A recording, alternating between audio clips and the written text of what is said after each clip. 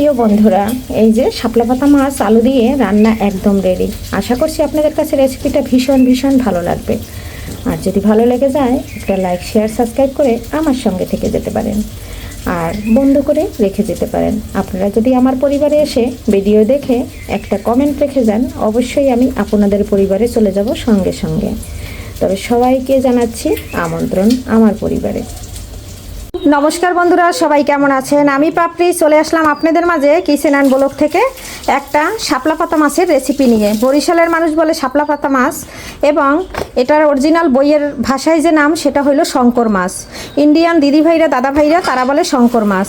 এখানে 4 কিলো মাছ নিয়েছে। 4 কিলো মাছ এখন এই যে কেটে কেটে টুকরো করে নিতে হবে ছোট করে। আর আমরা সবাই জানি মাছ যখন বাজার থেকে নিয়ে আয় অনেক মাছই উঠতে থাকে, এখানে কিছু করার নাই বন্ধুরা। এখন কেটে ধুয়ে পরিষ্কার করে রান্না করতে আসতেছি, সাথে থাকুন। মাছটা কেটে ধুয়ে খুব সুন্দর করে পরিষ্কার করে নিয়েছি, আর সামান্য একটু মশলা মাখিয়ে নিয়েছি অফ ক্যামেরায়। আগে একটু মাখিয়ে রেখেছিলাম, এখন আমি আর একটু মশলা মাখিয়ে এখানে ভেজে নেব। এখন এখানে আবারও একটু একটু হলুদ লবণ মরিচ এই যে দিয়ে দিলাম, দিয়ে খুব সুন্দর করে মেখে নিচ্ছি। আর তখন হালকা একটু দিয়ে মেখে নিয়েছিলাম, কারণ খালি মাছই চলে আসতেছিল, তার জন্য। এদিকে কড়াইতে তেল দিয়ে দিয়েছি।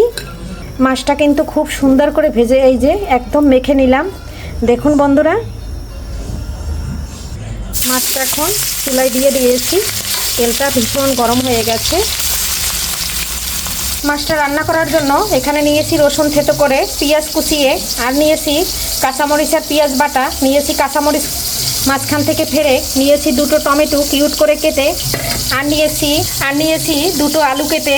আলু 2টো দিয়ে হবে মাছটা রান্না। এদিকে আমার মাছটা একটা পাশ ভাজা হয়ে গেছে, একটু উল্টে পাল্টে দিচ্ছি। উল্টে পাল্টে ভেজে নিয়ে আলুটা খুব সুন্দর করে ভেজে নেব বন্ধুরা। মাছের ভিতরে দিয়ে আলুটাও ভেজে নিচ্ছি, তাহলে আমার একসাথে আলু আর মাছ ভাজা হয়ে যাবে, আর খুব সুন্দর করে অল্প সময়ের ভিতরে রান্না করে নেওয়া যাবে। মাছের সাথে আলুটা ভাজলে আলুটার কালার ভীষণ সুন্দর আসে। আলুটা ভেজে আমি কীভাবে মশলাটা খুব সুন্দর করে কষিয়ে নিচ্ছি, সঙ্গে থাকুন। এই যে, আর মাছটা একদম বেশি কড়া করে ভাজতে হয় না, তাহলে কিন্তু খেতে বেশি একটা ভালো লাগে না।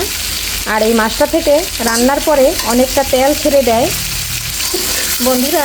এই যে দেখুন, আলু আর মাছটা কিন্তু খুব সুন্দর করে একদম ভাজা হয়ে গেছে।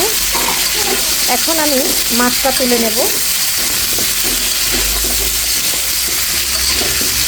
মাছটা তুলে নিয়েছি, এখন আলুটাও তুলে নিচ্ছি। আলুটাও একদম ভাজা ভাজা হয়ে গেছে। এই পর্যায়ে জালটা কমিয়ে নিচ্ছি।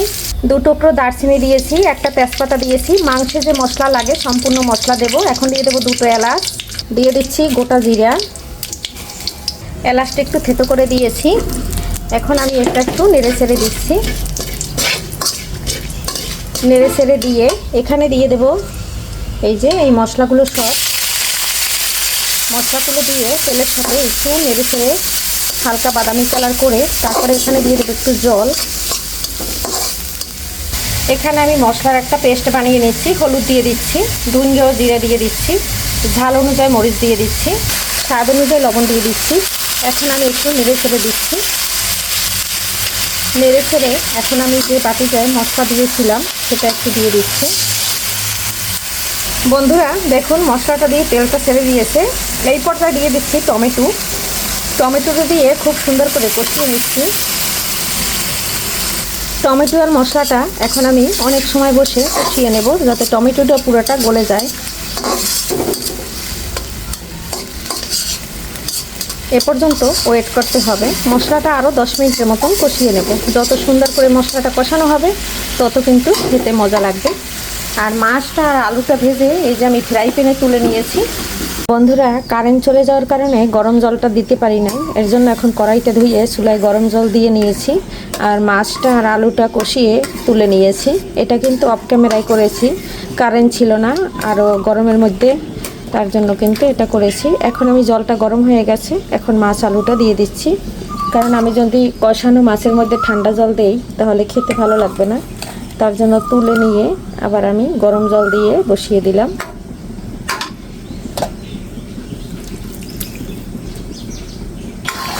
বন্ধুরা, মাছটা কিন্তু একদম ফুটে উঠেছে। এখন একটু নেড়ে চেড়ে দিচ্ছে।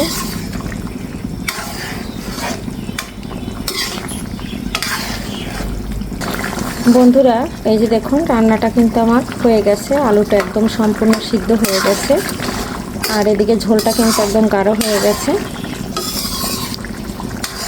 এখন আমি একটু গরম মশলার গুঁড়ো দিয়ে দেব। এখানে আমি মাংসতে যে মশলাটা ব্যবহার করি সেটাই করেছি। বন্ধুরা, এই যে ঝোলটা কিন্তু একদম নামানো হয়ে গেছে রান্না। আর কেমন লাগলো আমার মাছের রেসিপিটা অবশ্যই জানাতে কিন্তু ভুলবেন না। আর এই যে এখন নামিয়ে নেব। ঝোলটা একদম গাঢ় হয়ে গেছে। এই যে একটা বলের মধ্যে নামিয়ে নিয়েছি বন্ধুরা। আজকের মতো এখানে বিদায় নেব। পরবর্তীতে দেখা হবে নতুন কোনো রেসিপি নিয়ে। এ পর্যন্ত সবাই সুস্থ থাকেন, ভালো থাকেন, আর সুস্বাস্থ্য কামনা করি সকলের জন্য।